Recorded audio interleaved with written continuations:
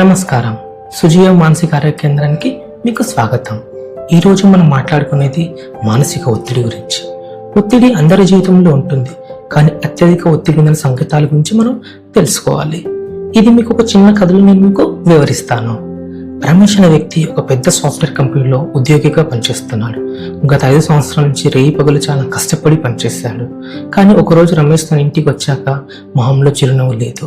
వాళ్ళమ్మ అతన్ని చూసి ఇలా అడిగింది, ఏమిరా నాయనా రమేష్, ఏమైంది నీకు అని అడగా రమేష్ తన మనసులో ఇలా అనుకున్నాడు, ఏం చెప్పాలి అమ్మ, శరీరం చాలా భారంగా ఉంటుంది, తలనొప్పిగా ఉంటుంది, చిన్న చిన్న విషయాలకు చాలా కోపంగా ఉంటుంది, చాలా అలసటగా ఉంటుంది, నిద్ర సరిగ్గా రావడం లేదు, మతిమరుపు ఎక్కువ అవుతుంది అని మనసులో అనుకుంటూ బాధపడ్డాడు. ఇవన్నీ అత్యధిక ఒత్తిడి గల లక్షణాలు.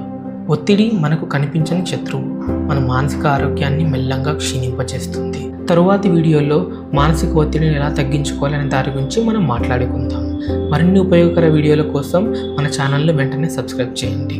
మీరు కానీ మీ స్నేహితులు, కుటుంబ సభ్యులు ఎవరైనా మానసిక సమస్యలతో బాధపడుతుంటే సహాయం కోరడం సరైన నిర్ణయం.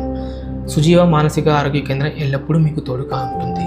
గుర్తుంచుకోండి, మనస్సు బాగుంటేనే జీవితం సంతోషంగా ఉంటుంది.